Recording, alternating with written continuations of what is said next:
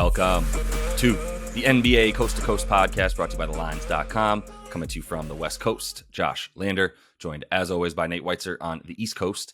And we have 10 games on Wednesday night, a marquee night in the NBA. In this one, we're taking a look at the rematch from Monday night. The Sixers back at home now, taking on back in Chicago now. They lost at home the other night, taking on Chicago in Chicago. We also got another game video up for you and our player props, so make sure to like and subscribe to that page. Went undefeated last night in those player props, so we will look to continue that hot streak for you guys tonight. Also want you to head to thelines.com. Got plenty of great written content up there right now, including March Madness. That's also up on the site in full swing. And we have that odds finder tool up there. You can make sure you're getting the best odds available to you from all the sports books that are giving us bets this NBA season. Nate, let's go ahead and get into this 10-game slate here and then talk about these Bulls and Sixers rematch. Yeah, well, we went 3-1 in props last night. Of course, Russell Westbrook did not hit the peripheral stats. I mean, he got his points with Paul George going down with injury, but no peripherals for him. Anyway, we got Nuggets -7 at Washington, Knicks +2 at Miami. That is an intriguing matchup, not really one you want to bet on right now. The Warriors are -2.5 at Dallas. That spread has grown a little bit. We still don't know about Luka. He's questionable for a third straight game here. Kyrie as well questionable. Pacers are +9 at Toronto. The Spurs +18 at Milwaukee. Hawks +4 at Minnesota. Ant has a chance to play there. Totals all the way at 241. The Rockets are +12 at Memphis. Ja has a chance to play. He was eligible on Monday, but sat out that one. This game, we got Sixers -3.5 at Bulls. Totals around 221. We'll talk about it in a moment. Blazers +5 at Utah with Lauri Markkanen questionable. And then the other game we look at is a pick'em, Suns at Lakers. Totals up to 229 out there. And yeah, I mean, we're right back here in the home and away set, as the NBA likes to do these days. And it's really a revenge spot for the Sixers to come back and finish the job. They feel like they probably had the Bulls buried in a really ugly, low-scoring game that, Doc Rivers said is not the way they want to play. They are a pretty slow-paced team, but I think just generally they got really bogged down in the weeds against Chicago. I think they're going to look to push the pace tonight, and I think they might sit James Harden, who's questionable with an sore Achilles, which would mean a lot more Tyrese Maxey and a lot more pace, and therefore it's time to pivot and take the over at 221. I was on the under in this last one. It still went under in double overtime, much to Josh's chagrin there. But yeah, I mean, Maxey is fully capable of picking up the slack if James Harden's out. His last 4 without Harden, 28.5 points, 6 assists, 30.5 usage. He's a +33. The Sixers have won all 4 of those games. They've won 7 of their last 9 without the beard.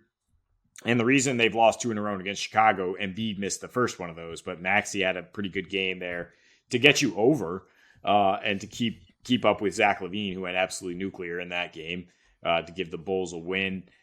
But yeah, I mean, Embiid was unstoppable before he fouled out in that double OT game. 46 points. He is unstoppable in general these days. Some might credit Harden for serving up some of his points, but really, I mean, how hard is it to run a pick and roll and then give the guy the ball at the nail and be like, all right, go to work, big man. Like, it's not like another point guard can't do that.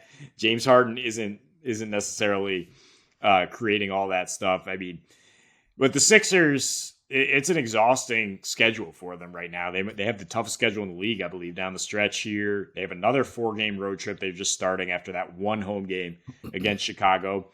But they've been road warriors. I mean, right? Yeah. 7-1, 6-2 against the spread since the break on the road. Yep. Much better offense on the road than they were at home, winning by 14 points per game in those.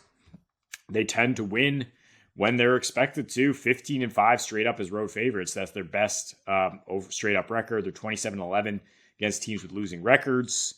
And 10-5 against the spread when they're on a rest disadvantage, even though it's equal rest here. You might want to say the overall stress of their schedule puts them at a little bit of a disadvantage, but they win games in that situation by 8.2 points per game. So, I mean, let's look at Chicago a little bit here. Obviously, they've been winning with defense lately. clawed their way into the play-in. They now have a little bit of breathing room with Washington sputtering, and they do tend to go under. That is true. It's why there's a little bit of a scare here. But I mean, what we talked about on Monday, it was just Zach LaVine hitting a bit of regression after going nuclear. Like I said, Vooch hitting regression because he has to go head to head with Embiid. DeRozan still, he came alive in overtime, but he's still not the DeRozan of last year. It's a discrepancy in clutch numbers. Like if we do get into another close game, I think the Sixers have more with Embiid still out on the floor. And I do think there's a lot to look at with the over here because I was talking about how the Sixers are scoring all these points, but in their 2 home games in this recent stretch, not so much. The pace is way down. The defense is better. Fewer free throws, way fewer threes, but it's all different on the road. And I think they get it. They ramp up the pace a little bit per what Doc wants to see. Yeah, a lot to unpack in what you said, but I'll start with the clutch stuff because you ended there. And DeMar DeRozan is actually still one of the best clutch players in the league this year, believe it or not, because of the way the Bulls are not one of the better clutch teams in the league this year. If you look at the records in clutch time right now, DDR nice. I mean, DeMar is he's second most points per game in the clutch. He's got like the 4th highest field goal percentage of anybody actually putting up at least a couple of shot attempts in the clutch this season. But his team is 14 and 23 straight up in the games where they have to, that are within 5 points in under 5 minutes. So the Philly 24 and 15. Who gets the ball in clutch?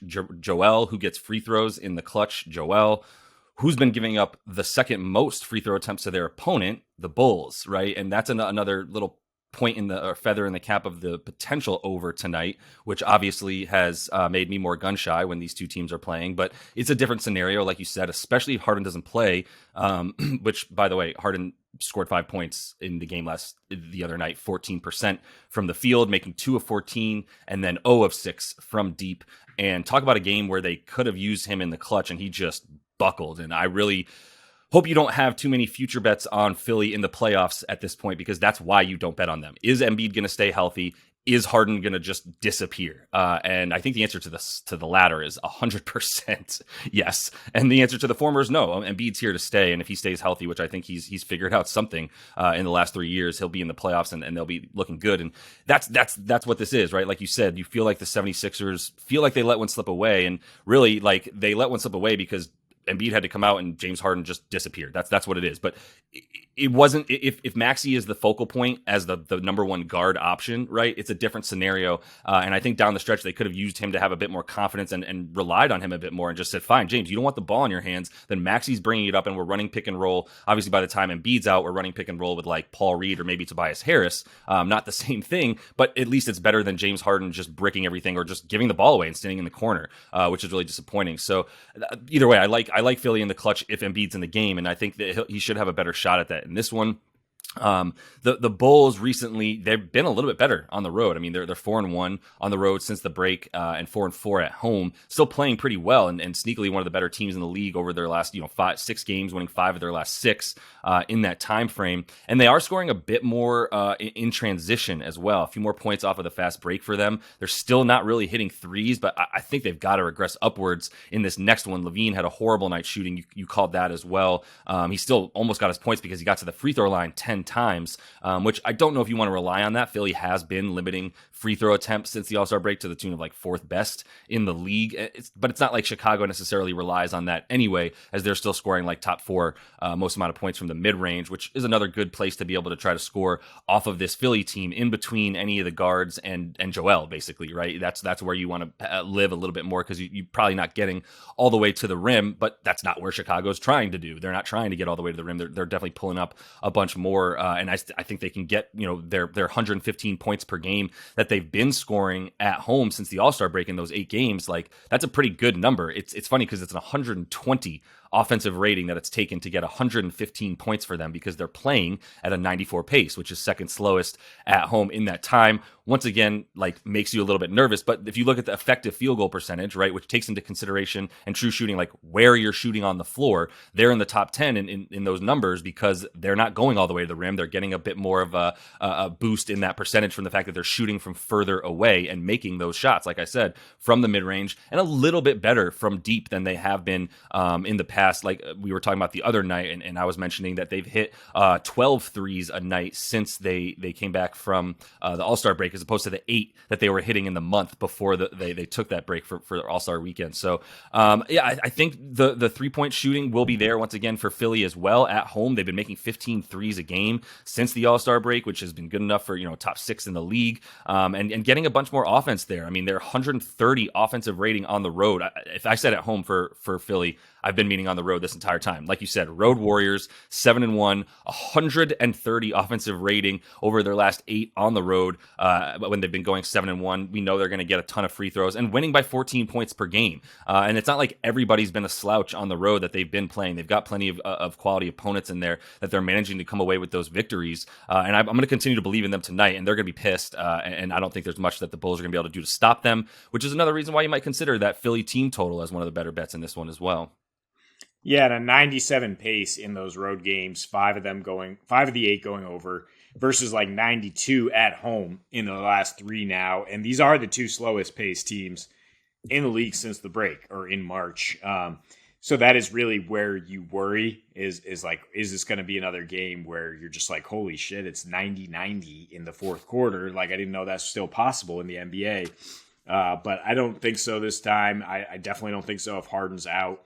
I mean, this is how you manage sports betting. Like, you stay ahead of the curve. You look at like LaVine regressing. Now we're looking at LaVine popping again. I mean, he's getting plus money to hit 3 threes tonight after he hit 11 the previous one before he went 2 for 9 in this last matchup. So like, that's what we're gonna hit. We're looking at the Sixers to win this game now that the spread's cut in half, and we're probably looking at the over here. Although that probably is the scariest of the bets here. I think, Sixers money line is probably where you want to start here because of the clutch numbers that we talked about. Like Chicago, just not it. And I mean, 3-7 in one possession games this year.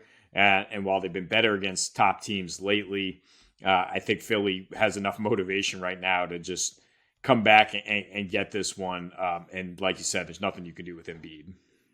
Yeah, I mean, this is a true test to sports betting in the sense of like, trust the numbers more than trust your eyeballs and what they saw 2 nights ago, because it's just not the same thing. It's a situational scenario here, and this is a different situation than they were in on Monday night for a couple of the different reasons, like we talked about, the potential lapse or lack of Harden and Embiid remaining in the game no matter what, and just things going over a bit more for Philly on the road with the way that they're scoring a ton of points and playing pretty good D, to be honest, but just scoring so much and playing faster than they have. Expect that the pace tonight, once again, I would expect to be closer to 97, 98 than the like 95 that they've been playing at home. So that is all the time we have for you in this one, though. Make sure to like and subscribe to that page. Continue to follow along. Got a couple other videos up for you tonight on this big slate.